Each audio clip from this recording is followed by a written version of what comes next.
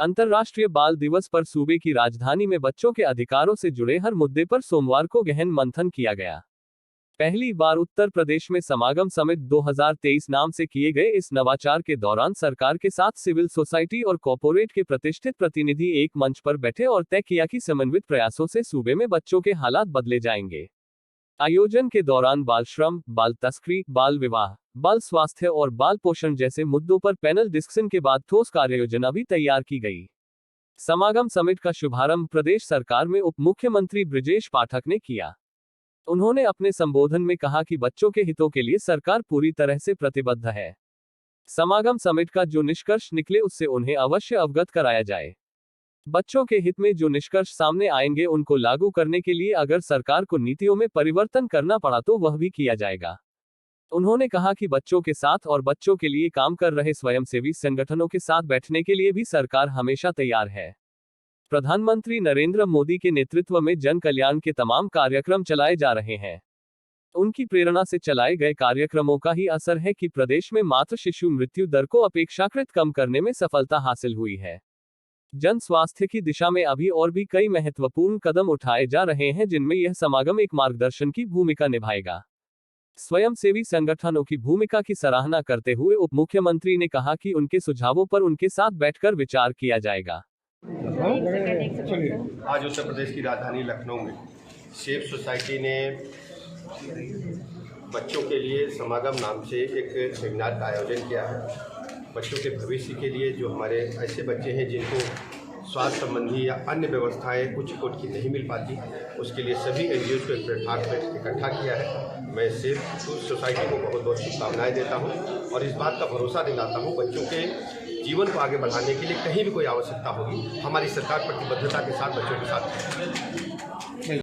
शिक्षा के क्षेत्र में जिस तरीके से डिजिटल व्यवस्था बनाने के लिए हमारी सरकार ने कार्य किया है, हमारा विधानसभा मोहनलालगंज लखनऊ में आता है और आज़ादी के बाद पहली बार भारतीय जनता पार्टी का कमल खिला है और मुझे वहाँ का विधायक बना करके लोगों ने तमाम आप सब लोगों ने बहुत लोगों का सहयोग और आशीर्वाद मुझे प्राप्त हुआ। जो मैं न्याय के मंदिर में जाने का अवसर प्राप्त हुआ, मैं सभी का बहुत बहुत आभार और धन्यवाद करता हूँ, क्योंकि आज़ादी के बाद पहली बार हमारे ऊपर निदेशक सेफ सोसाइटी आज का जो ये कार्यक्रम आयोजित किया गया, ये कार्यक्रम सेफ सोसाइटी ने पूरे प्रदेश स्तर के सभी स्वयंसेवी संगठन, कॉरपोरेट और सरकार के साथ मिलकर के इस कार्यक्रम का आयोजित किया है। यह आज अंतर्राष्ट्रीय बाल दिवस है। अंतर्राष्ट्रीय बाल दिवस के इस अवसर पे ये कार्यक्रम बच्चों के हितार्थ, बच्चों के मुद्दों पे कार्य करेगी और निश्चित रूप से जितने भी बच्चों के मुद्दे हैं वो सारे मुद्दों को लेकर के हम लोग पूरे प्रदेश में एक आगामी रणनीति डेवलप करेंगे कि बच्चों के कोई भी मुद्दे न छूटे और बच्चों का समुचित विकास हो।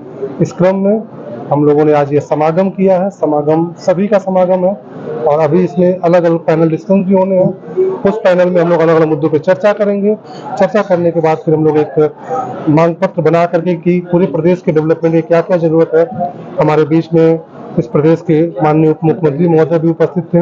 उन्होंने अपना पूरा आश्वासन दिया है कि वो अपनी बातों को, हमारी बातों को आगे बढ़ाएंगे, तो हम लोग अपनी बात उनके सामने रखेंगे और उसके थ्रू हम लोग विधानसभा में लेकर के नीतियों में जहां बच्चों के लिए नीतियों में बदलाव की जरूरत होगी उस पर हम लोग कार्य करेंगे। आज समिट समागम इस कार्यक्रम में उपस्थित यहाँ के चेयरमैन संजय गुप्ता जी, कार्यक्रम आयोजक रघु शर्मा जी, वरिष्ठ कार्यकारिणी शैलेंद्र चतुर्वेदी जी और सामने जितने सभी लोग बैठे हैं, हमारे सारे विशेषज्ञ और जो एनजीओ के तहत शामिल होकर समाज सेवा में अपनी सेवाएं दे रहे हैं, ऐसे हमारे सभी सम्मानित भाई और बहनों, आप सभी का स्वागत है कि आप समाज के लिए कुछ करने की जो लगन है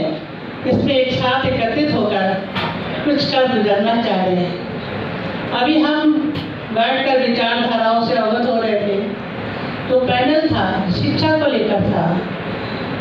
ये कहेंगे कि सर्वप्रथम तो हम अपने मुख्यमंत्री जी का भी आभार व्यक्त करेंगे, क्योंकि हमारा विभाग बच्चों का ही है।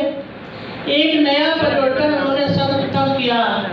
1,89,000 हमारी आंगनबाड़ियाँ हैं, उसमें अभी तक केवल यही कहा जाता था ये पंजीरी वाला विभाग है, छोटे बच्चों का विभाग है, इसमें कुछ भी नहीं होता है। तो उन्होंने कहा कि भाई एजुकेशन उनको सिखाई जाए, आचार विचार संस्कार दिए जाए, जिससे कि बच्चे हमारे संस्कारित हों, और इस पर वर्क भी हो रहा है।